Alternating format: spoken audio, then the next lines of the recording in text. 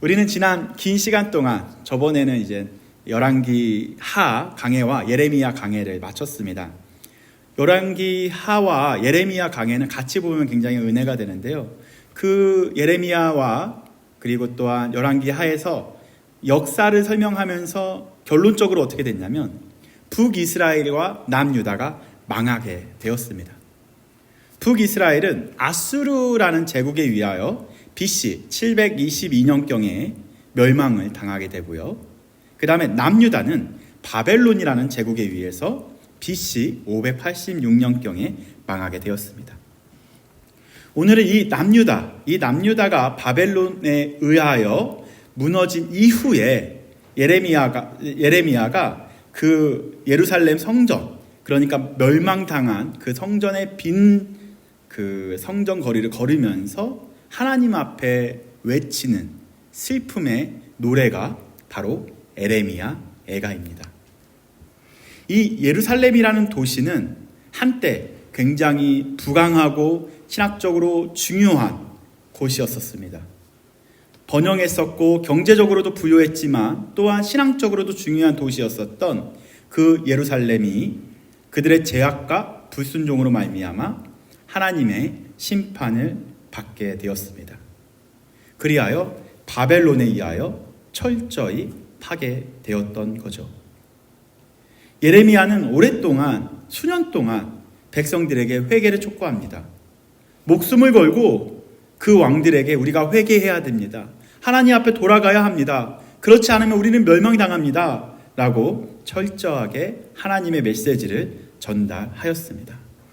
그러나 백성들과 왕들은 예레미야의 선지자의 말을 듣지 않고 불순종으로 말미암아 결론은 파괴되게 됩니다.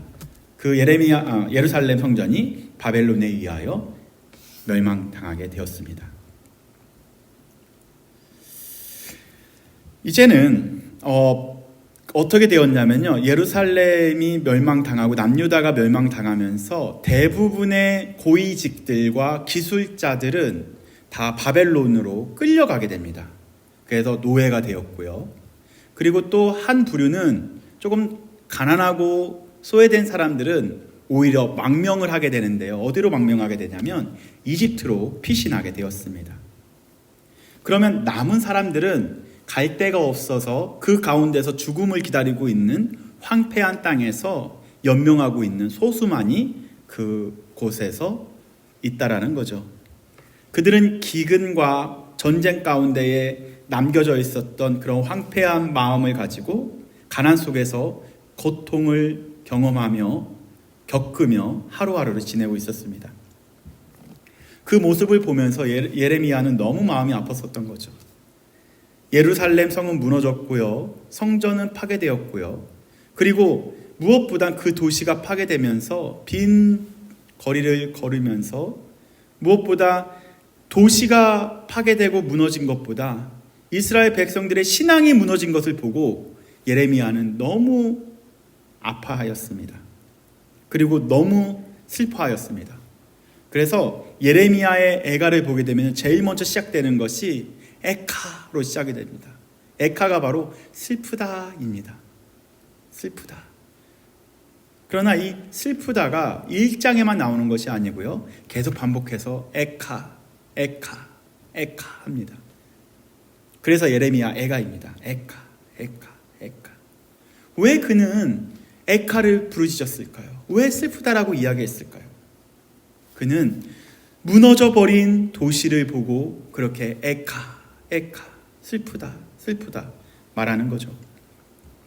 그래서 저는 앞으로 2번 여러분들과 예레미야 애가 말씀을 나눌 텐데요. 첫 번째, 오늘은 슬프도다 무너진 도시라는 제목으로 함께 살펴볼 것이고요. 다음 주에는 기억하소서 이 도시를 이라는 제목으로 함께 살펴보려고 합니다. 저는 개인적으로 도시에 관심이 있습니다.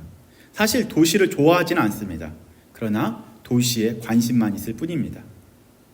이 도시라는 주제에 관심을 갖게 된 이유는 팀 켈러 목사님의 영향이 컸습니다. 그의 책 센터 처치라는 책을 보시게 되면요, 그 도시라는 것을 주제를 가지고 잘 설명해 주고 있는데요, 이 책의 핵심은 뭐냐면요, 복음이 도시를 변화시킬 수 있다.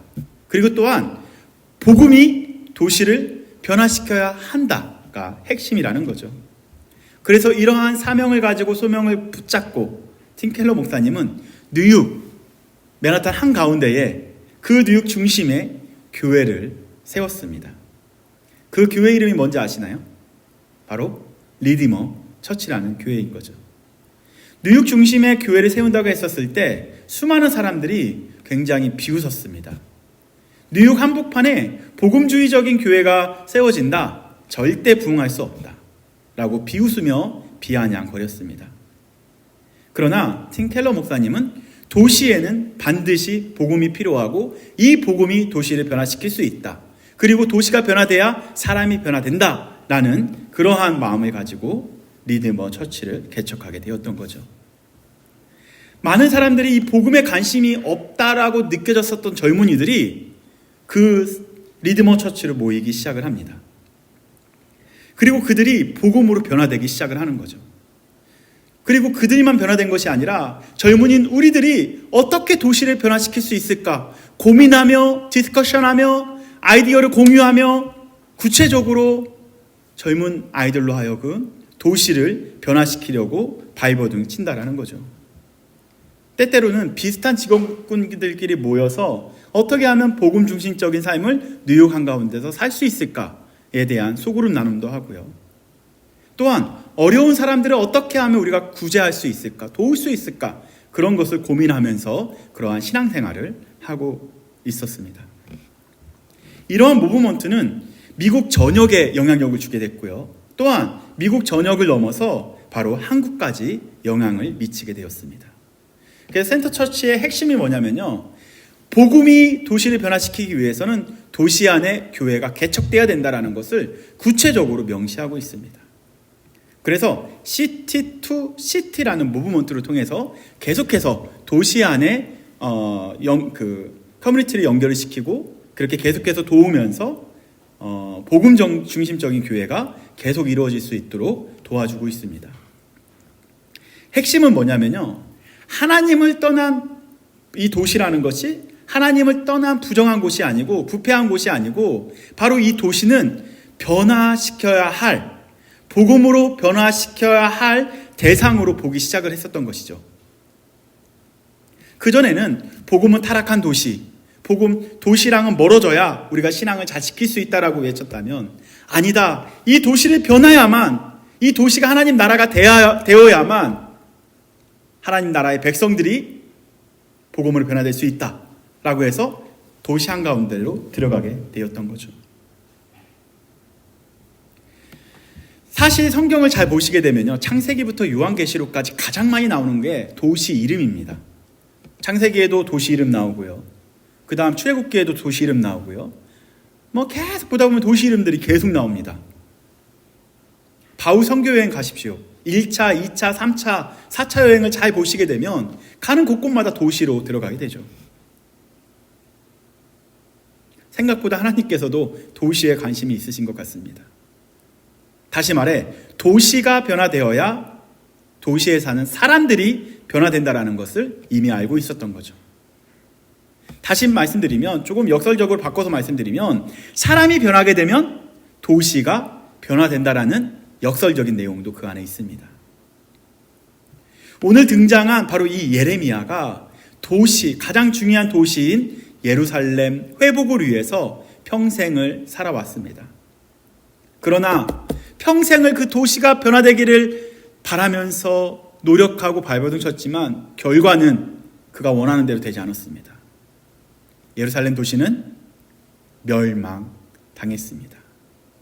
오늘 본문은 그 파괴된 도시 앞에서 예레미야의 심정을 잘 보여주고 있는 본문입니다. 1절 말씀을 다시 한번 읽어보도록 하겠습니다. 1절 말씀을 보게 되면 이렇게 시작을 하죠. 슬프다, how lonely. 이 성이여, 전에는 사람들이 많더니 이제는 그리 적막하게 앉아있는 곳. 전에는 열국 중에 크던 자가 이제는 가부같이 되었도다. 전에는 열방 중에 공주였던 자가 이제는 강제 노동을 하는 자가 되었도다. 한 구절씩만 볼까요? 너무 슬프다. 이 예루살렘 성에는 사람들이 많았대요, 적었대요? 많았대요. 사람들이 많았는데 이제는 어떻게 되었대요? 적막하게 되었도다. 사람들이 없다. 그리고 이 예루살렘 성전은 전에는 열국 중에 크던 자라라고 칭찬받는 부유한 나라였었습니다. 그러나 이젠 과부와 같이 되었다라고 절망의 상황을 설명해 주고 있습니다. 그리고 열방 중에 공주였었던 자가 어떻게 됐다고요? 이제는 강제 노동을 하는 자가 되었도다. 이 구절만 봐도 참으로 아픕니다. 마음이 아프고요, 슬픕니다. 열국 중에 큰 자라고 표현되었다라는 것은 아름답고 위험 있는 아름다운 도시였었는데 이 도시가 바로 과부와 같이 소망 없는 그러한 도시처럼 바뀌었다라고 이야기하고 있고요. 또한 구체적으로 남유다의 공주였었던 사람 지금 어떻게 되고 있냐면요. 지금 아까 서론에 말씀드렸다시피 고위직과 왕들이 어디로 지금 잡혀갔나요? 노예로? 바벨론으로 잡혀가서 무슨 일을 하고 있냐면요. 강제 노동을 했다라는 거예요. 다시 말해 공주였었던 사람이 노예가 되었다라는 거죠. 와, 신분을 막론하고 남녀노소 모두가 종이 되어버린 거예요. 왕이 되었었던 사람이 바로 노예가 되었다라는 아픔의 상황으로 지금 있다라고 이야기하고 있습니다. 이렇게 한때 위대했었던 그 도시였었던 예루살렘은 황폐하고 백성들은 고통 속에서 살아가고 있습니다. 그러나 예레미야가 가장 슬펐던 이유는 단순히 황폐된 도시, 피지컬리 그것만 봐서가 아니라는 거죠. 그가 슬프다고 이야기한 것은요, 예루살렘의 성전이 원래는 가장 중요한 법궤와 예루살렘 성전이 있었던 도시였었습니다. 다시 말해 하나님의 임재와 영광이 사라져 버린 것에 대한 가장 큰 슬픔이 있었던 거죠. 하나님의 임재가 있어야 되고 하나님의 영광이 있어야 될 그 도시가 이제는 아예 이방인들로 하여금 하나님의 임재도 떠났고 하나님께 영광 돌릴 사람도 없다라는 것이 가장 슬픈 거였습니다. 첫 번째, 법궤라는 것은요, 하나님의 임재를 나타내고 있는 왼쪽에 있는 게 법궤입니다. 이것이 성전의 지성소에 보관되어져 있어서 이것이 가는 곳곳마다 하나님의 임재가 있었다라는 거죠. 이 안에 하나님의 율법이 담겨있는 돌판이 담겨져 있었고요. 그리고 또한 이 안에는 정말 중요한 하나님의 임재와 같은 많은 것들이 들어있었습니다. 다시 말해 하나님의 언약, 하나님의 임재를 나타내는 이 법궤 역시 없다라는 것은 하나님의 임재가 없다라는 것을 말하고 있는 거죠. 그리고 성전이라는 것은 하나님의 백성들이 와서 하나님께 영광을 돌렸었던 곳인데 그 솔로몬이 건축한 이 성전은 이젠 이방인들로 하여금 더 이상 쓸모없는 성전이 되었다. 하나님의 영광도 사라졌다라고 이야기하고 있습니다. 솔로몬이 예루살렘 성전을 딱 짓자마자 하나님의 영광이 임재했습니다. 하나님의 영광이 임했습니다. 많은 백성들 하나님께 경배하고 찬양했었습니다. 그러나 지금 상태는 아무도 그 자리에 있을 수 없고 황폐된 도시 가운데 있었던 거죠. 그래서 그는 계속해서 반복해서 슬프다, 슬프다, 슬프다 라고 하나님 앞에 고통을 토로합니다. 이 슬프다라는 단어는 1장 1절, 2장 1절, 그 다음에 4장 1절에 반복해서 나옵니다. 히브리어로 에카라고 나오는데요. 이것은 단순히 내가 너무 슬퍼요 에서 멈추는 것이 아니고요. 이 안에는 이 절망 가운데 하나님 심판을 받고 나서 이 슬픔은 하나님 어떡합니까? 어찌합니까? 라는 질문이 담겨있는, 신학적 질문이 담겨있는 거예요. 하나님, 무너져버린 이 도시 어떻게 하시려고 이렇게 무너뜨렸습니까? 라는 질문이 담겨있는 그러한 표현이라는 거죠. 다시 말해 이거는 감정적 외침이 아니고요. 하나님 앞에 나아가 사실 결론적으로는 하나님 이 도시 버리지 말라고, 이 도시 다시 한번 회복시켜 달라고, 하나님 응답해 달라는 그러한 간절한 하나님 앞에 요구가 담겨져 있는, 응답이 담겨져 있는 그러한 부르짖음입니다. 파괴된 도시와 무너진 신앙 중심을 바라보면서 하나님의 자비와 회복을 무너진 그 도시 가운데 서서 하나님 이 도시를 버리지 마소서라고 하나님 앞에 외치는 기도가 예레미야 에카입니다. 참 보면 파괴된 도시를 보고도 그는 끝까지 포기하지 않았습니다. 하나님 앞에 나아가서 방법을 구하며 끊임없이 기도와 탄식으로 하나님 앞에 외쳤습니다. 예레미야의 이 슬픔, 이 에카는 단순한 절망이 아니라 하나님의 응답과 회복을 바라는 믿음의 기도였던 거죠. 사랑하는 성도님들도 어려움을 당할 때, 고통 속에 있을 때, 방법이 없을 때 기도가 쉽나요? 절망 가운데에 가장 하기 어려운 것이 어쩌면 기도입니다. 기도가 나오지 않을 때도 있다라는 거죠. 예레미야도 포기하고 싶었을 것입니다. 상황을 보면 그 도시를 포기해도 몇백 번을 포기했겠죠. 하지만 그는 포기하지 않고 끝까지 그 도시와 하나님의 나라의 백성들을 위하여 기도하고 있습니다. 그 지금 상황이 얼마나 적막한 상황인지, 처참한 상황인지 구체적으로 하나님 앞에 아뢰는데요. 본문을 통해서 조금만 더 살펴보도록 하겠습니다. 1절은 아까 봤기 때문에 2절을 보도록 하겠습니다.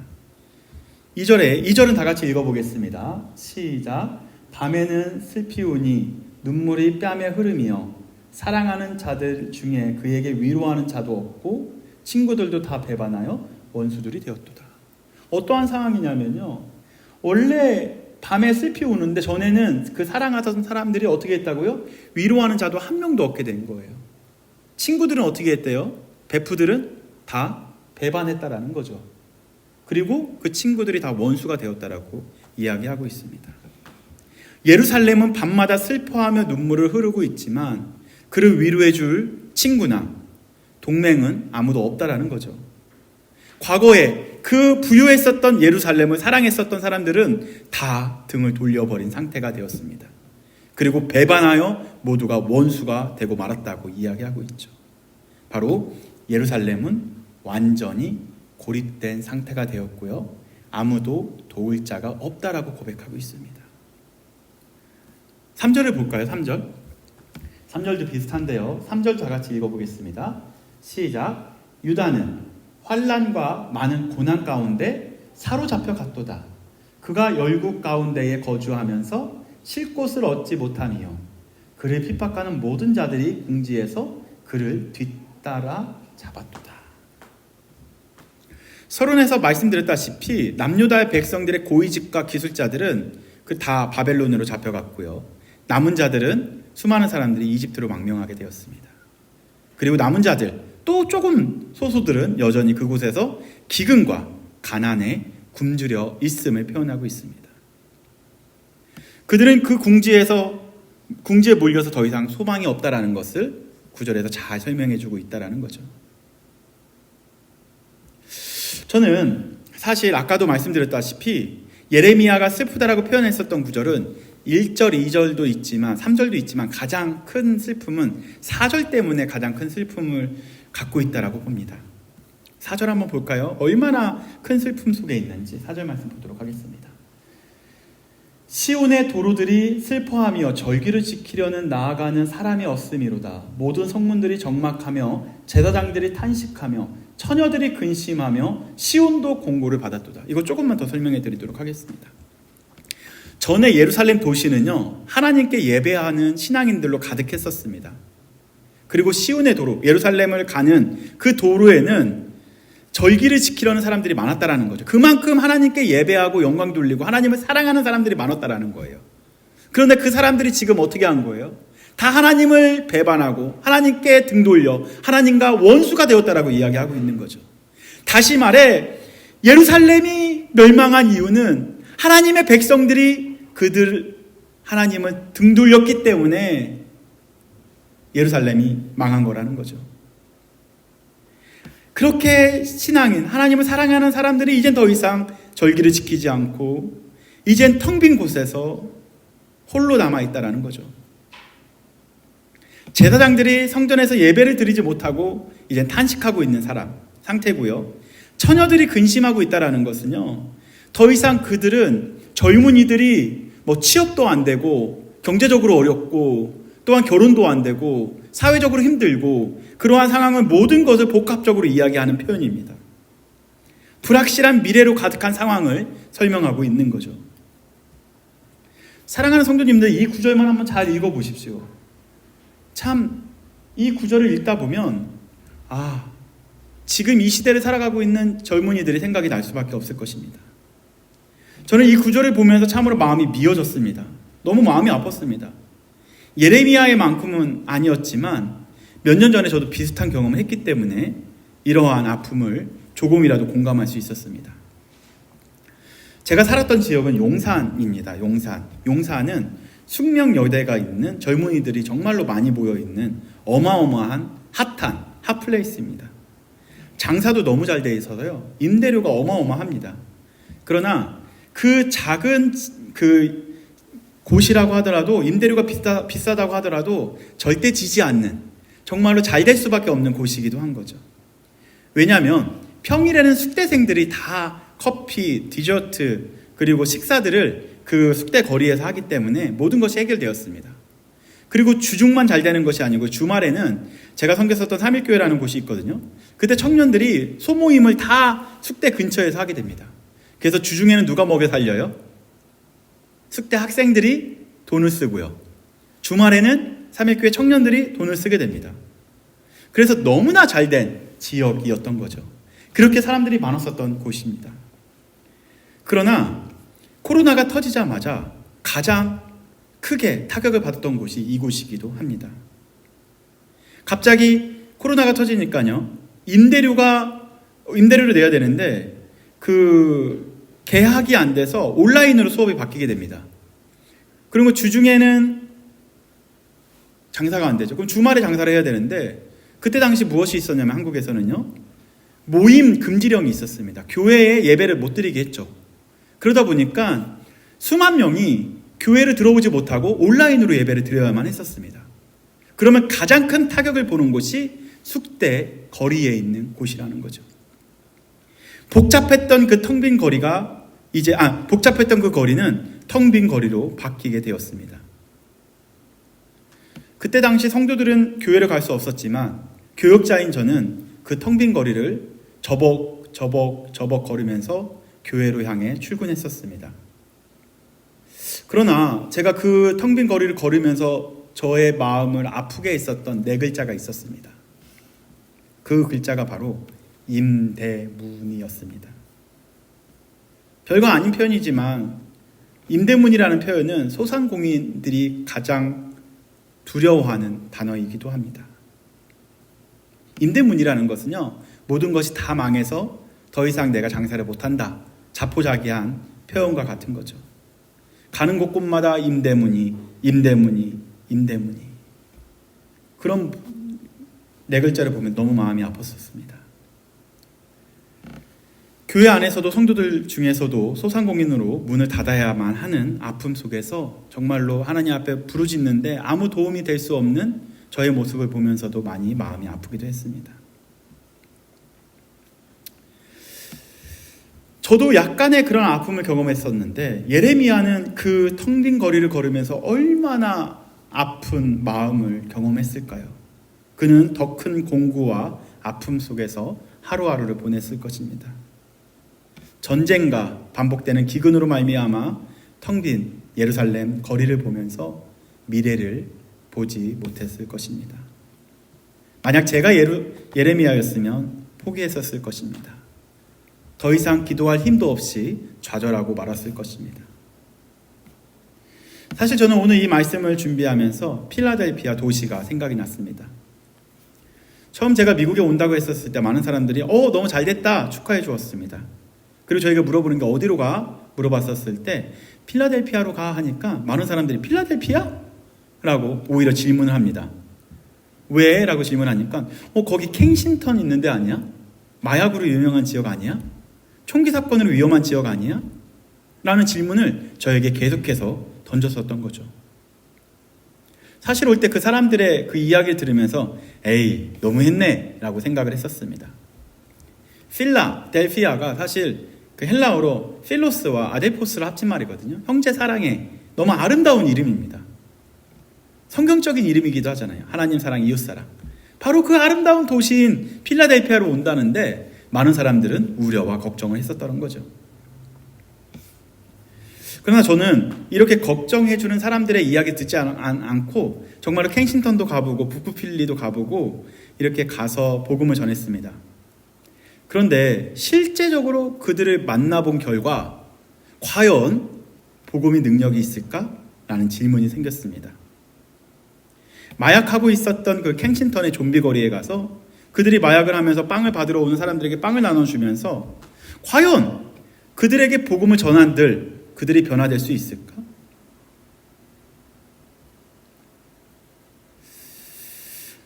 부쿠필레에 가서 아이들에게 가난한 자들에게 옷을 나눠주지만 그들에게 과연 복음이 그들에게 얼마나 영향력이 있을까? 캠퍼스에서 가르치는 내용을 들어보니까요 너무 어마어마하게 너무 힘든 내용들이 많이 있습니다. 포스트 모더니즘 안에서 인문주의적인 그리고 인본주의적인 그리고 너무 말도 안 되는 상대주의적인 것을 가르치면서 너무 어려운 그러한 가르침 속에 살아가고 있는 대학생들에게 절대 진리인 하나님의 말씀이 과연 필요할까? 회사와 학교에서 일어나는 일을 보면서 과연 복음으로 학교와 회사를 변화시킬 수 있을까? 목회자인 내가 할 수 있는 일은 무엇이 있을까? 제가 와서 필라델피아에 도착하니까 하나님 앞에 교회로서 할 수 있는 것이 아무것도 없다라는 것이 발견하게 되었습니다. 그래서 하루는 하나님 앞에 나가서 하염없이 울었습니다. 예레미야처럼 하나님, 제가 이 젊은이들, 이 다음 세대들, 이 도시를 위해서 할 수 있는 것이 아무것도 없네요. 제가 미국에 온 이유는 단 한 가지입니다. Following Jesus into the world. 예수님을 따라 세상 속으로 들어가야 된다는 그 슬로건 하나 때문에 이곳에 왔는데 제가 이곳에 오니 도시를 위해서, 다음 세대를 위하여, 또한 젊은 세대를 위해서 할 수 있는 것이 아무것도 없다라는 것이 발견이 된 거죠. 그러한 마음을 가지고 예레미야가 얘기했었던 슬프다, 에카라고 외쳤었던 것처럼 저도 그런 마음을 하나님 앞에 와서 이렇게 외쳤습니다. 하나님, 이 젊은 세대들, 청년 세대들 불쌍히 여겨달라고, 다음 세대들 복음으로 준비하게 해달라고, 복음에서 멀어지지 않게 해달라고, 이 도시를 복음으로 변화시켜달라고. 그래서 무모하게 필리 뉴라이프 교회를 이곳에 개척하게 되었습니다. 여전히 저 안에는 내적 갈등이 있습니다. 과연 내가 할 수 있는 것이 있을까? 이 작은 교회가 과연 감당할 수 있는 것이 있을까라는 질문이 여전히 있습니다.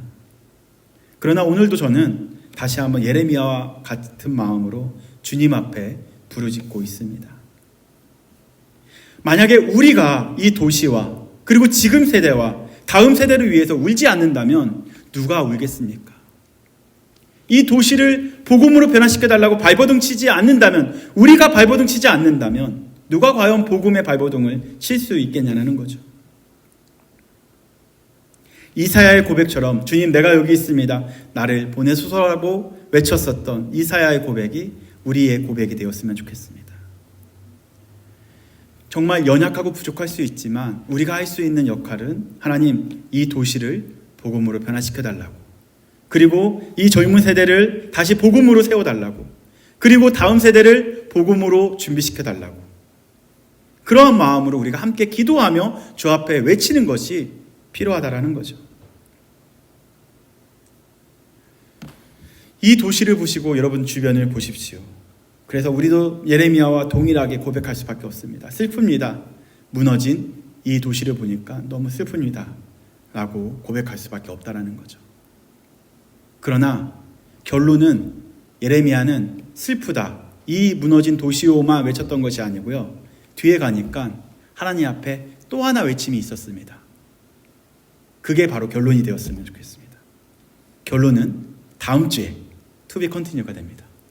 다음 주의 제목은 기억하소서, 기억하소서 이 도시를 이라는 제목으로 여러분들과 함께 이 도시를 품고 하는 귀한 시간을 갖도록 하겠습니다. 이게 다 논 거예요. 이번 주 개척 예배 했었던 거고요. 저희 찍은 거고요. 이번 주에도 5명이 같이 함께 그 스터디 바이블을 같이 감당했습니다. 한 명이라도 이 복음을 듣고 변화된다면 캔버스가 저는 변화될 것이라 믿습니다. 그런데 생각보다 많이 모였어요. 저번 주에 5명 모였고 이번 주에도 5명 모였고요. 그리고 돌아오는 주에는 더 많은 분들이 와서 복음을 들으리라 믿고 있습니다.